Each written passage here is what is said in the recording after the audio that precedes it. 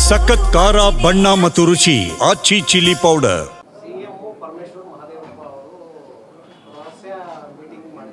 ನೋಡಿ ಎಲ್ಲನೂ ಕೇಳಬೇಡ, ನಾನು ಅಥಾರಿಟಿನೂ ಅಲ್ಲ, AICC ನನಗೆ ನೇಮಿಸಿಲ್ಲ ಕೂಡ ಇದನ್ನೆಲ್ಲ ಹೇಳಿ ಅಂತ.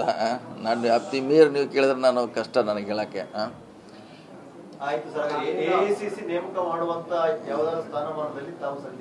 ಇಲ್ಲ, ಯಾವುದು ಇಲ್ಲ.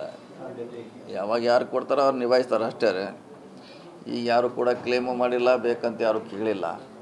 ಅದು ಅಂತಿಮವಾಗಿ AICC DCM CM ಅವರು ನಿರ್ಧಾರ ಮಾಡ್ತಾರೆ. ಇನ್ನೊಂದು ಸುದ್ದಿ ಡಿಸೆಂಬರ್ ನಂತರ DK ಶಿವಕುಮಾರ್ KPCC ಅಧ್ಯಕ್ಷ ಸ್ಥಾನದಿಂದ ಎಕ್ಸಿಟ್ ನೋಡಿ ಬರಬಹುದು ಅಂತ. ಅದೇನು ಒತ್ತಡ ತಂತ್ರನ ಅಥವಾ ಅವರು ಎಕ್ಸಿಟ್ ಆಗ್ಬೋದು ಅಂತಾನೆ ನೋಡಿ. ಅದು ಹೇಳಿದ ನಮ್ಮ ವ್ಯಾಪ್ತಿಗೆ ಸಂಬಂಧಪಟ್ಟಿದ ವಿಷಯ ಅಲ್ಲ. ಬಿಡೋದು ಪಡೋದು ಅಥವಾ ನಿರ್ಧಾರ ಮಾಡೋದು ನಮ್ಮ ವರಿಷ್ಠರಿದ್ದಾರೆ, ಅದು ಅವರ ವೈಯಕ್ತಿಕ ವಿಚಾರ ಅಷ್ಟೇ. ಅದ್ರ ಬಗ್ಗೆ ನಾವೇನು ಹೇಳಲಿಕ್ಕೆ ಆಗೋಲ್ಲ. ಕಳೆದ 4-5 ದಿನದಿಂದ ಎಲ್ಲರೂ ಹೇಳಿಕೆ ಕೊಡ್ತಾನೆ ಇದ್ದೀರಿ ಸರ್, ಪಾರ್ಟಿ ಮತ್ತೆ ಸರ್ಕಾರ ಡ್ಯಾಮೇಜ್ ಆಗ್ತಾ ಇಲ್ಲ ಸರ್, ಹೈಕಮಾಂಡ್ ಯಾಕೆ ಸೈಲೆಂಟ್ ಆಗಿದೆ? ಮತ್ತು ಈಗ ನೀವು ಬಂದು ಕೇಳಿ ನಾ ಏನು ಮಾಡಲಿ? ಈಗ ನೀವು ಬಂದಿರಿ ಕೇಳ್ರಿ, ಈಗ ಏನು ಹೇಳಿ? ನಾನು ನಿನ್ನೆ ಹೇಳಿ ಅಂತೇಳಿ ಮತ್ತೆ ಕೇಳಿದ್ರಿ, ಈಗ ಏನು ಮಾಡಲಿ? ಈಗ ನಾ ಏನು ಮಾಡೋದು ಹೇಳ್ರಿ? ಈಗ ಎಲ್ಲರದ್ದು ಇದೇ ಪರಿಸ್ಥಿತಿ. ನೀವು ಕೇಳಿದ ಮ್ಯಾಗ ಅವರು ಓಡ್ ಹೋಗ್ಲಿಕ್ಕೆ ಆಗೋಲ್ಲ.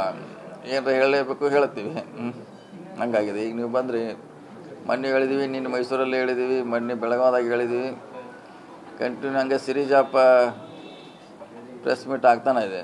ಮತ್ತಿನ್ನು ಅದನ್ನು ಈಗ ಕೇಳಿದವರು ನೀವೇ, ಮತ್ತು ಅದನ್ನು ಹೇಳಿದವರು ನೀವೇ. ಅದು ನಾವು ಏನು ಮಾಡ್ಬೇಕಂತ ನಮ್ಮ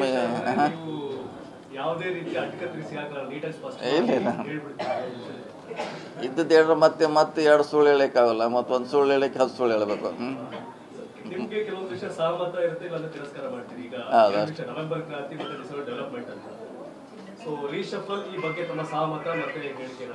ಇಲ್ಲ, ಅದೇ ನಾನು ರೀಶಫಲ್ ಮಾಡುವಂಥದ್ದು ನಮ್ಮದು ವ್ಯಾಪ್ತಿಗೆ ಒಳಪಟ್ಟಿದ್ದ ಅಲ್ಲ. ನಾನು ಒಬ್ಬ ಮಂತ್ರಿ, ಅದರಲ್ಲಿ ಪಾರ್ಟಿ ಅಷ್ಟೇ ರೀ.